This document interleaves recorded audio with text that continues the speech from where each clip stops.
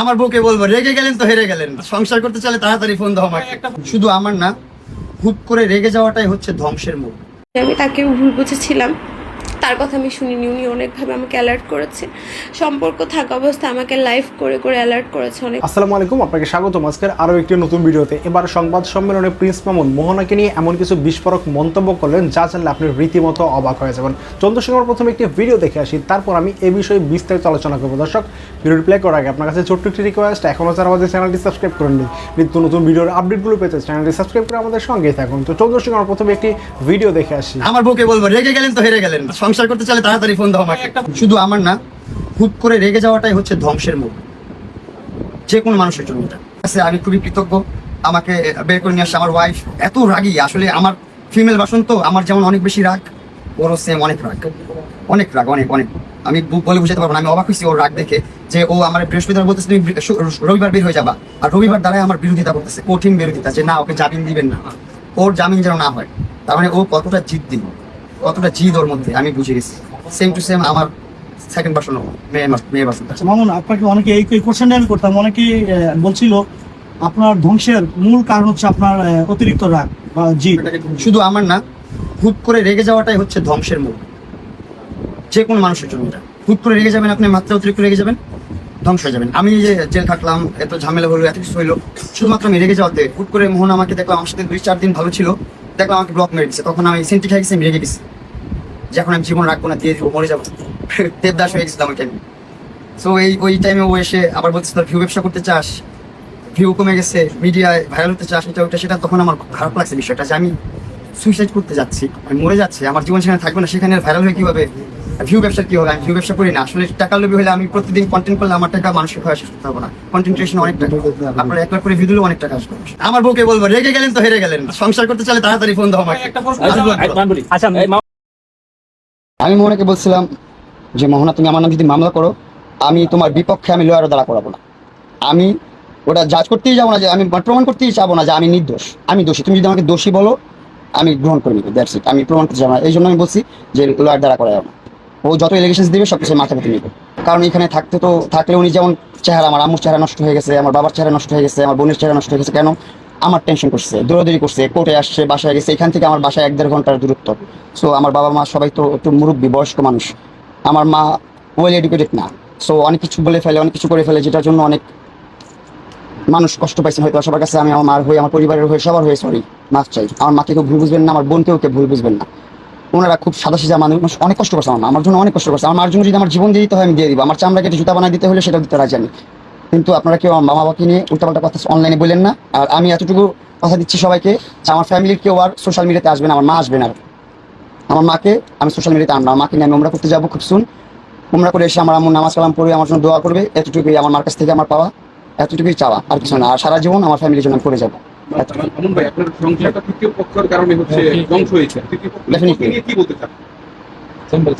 একটা কথা বলতে চাই, একটা হজ সমতুল্য সওয়াব পাওয়া যায় যে কোনো ঝগড়াঝাটির মধ্যে, আপনি যদি তৃতীয় ব্যক্তি হয়ে সেটা সমাধান করে দেন, মিলমিশ করে দেন। দেখেন, একটা হজ সমতুল্য সওয়াব দিচ্ছে আপনাকে, তো সেটার বিপরীত যখন আপনি করতেছেন, তার মানে বিপরীতটা কি হবে, কত ভয়ঙ্কর। থার্ড পার্সন যারা আছেন, কারো সংসার নষ্ট করেন না, সংসার নষ্ট করেন না, মন ভাঙেন না, এগুলো মসজিদ ভাঙার সমান। কারোর পারলে সংসার ঘুরে দিয়েন, ঠিক করে দিয়েন, ভাঙ্গা সংসারগুলো জোরে দিয়েন, সবার কাছে এতটুকুই রিকোয়েস্ট। চিরকুমার থেকে যাবে, এটা তো একজন প্রেমিক হিসাবে আমি বলতেছি, আমি ভালোবাসি বিদায় বলতেছি। আজও ওর জন্য ভালোবাসা আমার মনের মধ্যে আছে, এই জন্য আমি বলতেছি। আল্লাহ পাক কতদিনে ভালোবাসা রাখবে, কিভাবে রাখবে আমাকে, সবকিছু আল্লাহর হুকুম। জন্ম মৃত্যু বিয়ে আল্লাহর হাতে, 3টা জিনিস।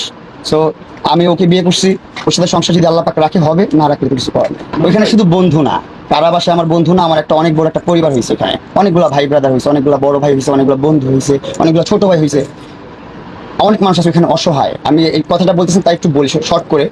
যারা অনেক অসহায়, তারা নিজের ধরেন রিক্সাওয়ালা মানুষ, সেই রিক্সায় বিক্রি করে জামিন করছে, সে বের হয়ে যাচ্ছে, যাওয়ার পর গেটের মধ্যে তাকে আটকে রাখে সারাদিন আটকে রাখার পর বলতেছে আপনার একটা মামলা চলে আসে, জানি না সেই সিস্টেমটা কি, তারা বলতেছে PW নামক কিছু একটা।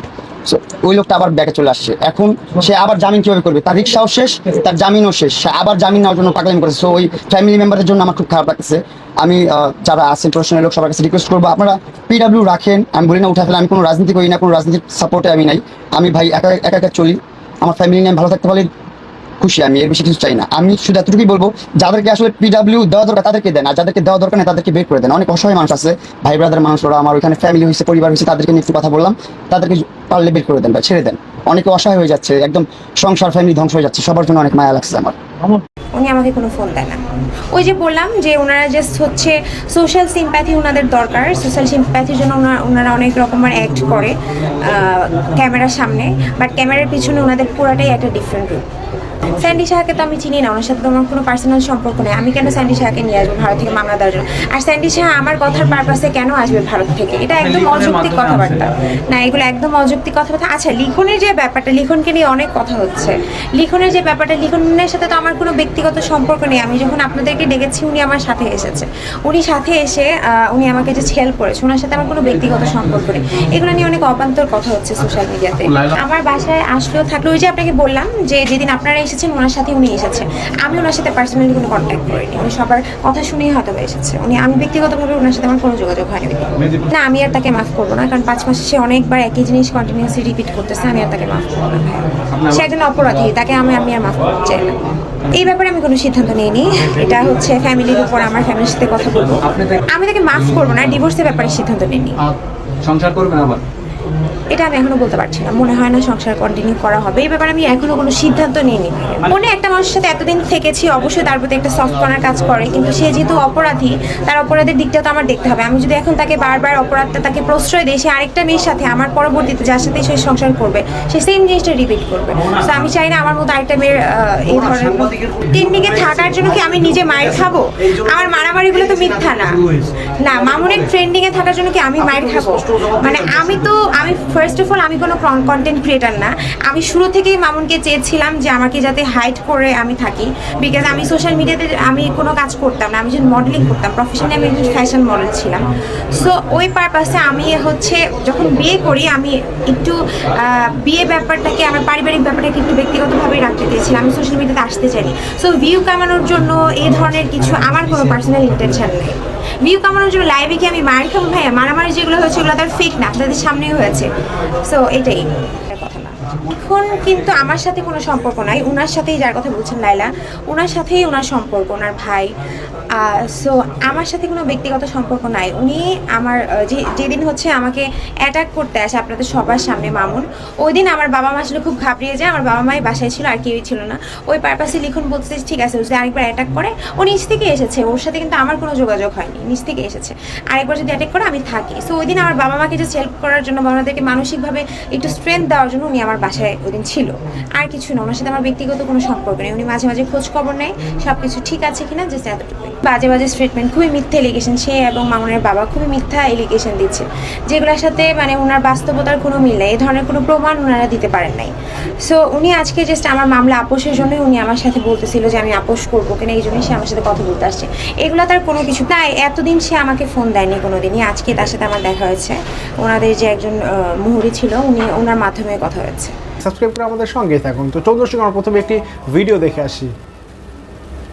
দর্শক, আশা করি সম্পূর্ণ ভিডিওটি দেখেছেন। দর্শক, এই ভিডিওর সম্বন্ধে যদি আপনার কোনো মতামত থাকে তাহলে অবশ্যই কমেন্ট করে জানাবেন। ভিডিওটি ভালো লাগলে এটি লাইক করবেন। দেখা হচ্ছে পরবর্তী কোনো ভিডিওতে। সেই পর্যন্ত সবাই ভালো থাকবেন, সুস্থ থাকবেন। আল্লাহ হাফেজ।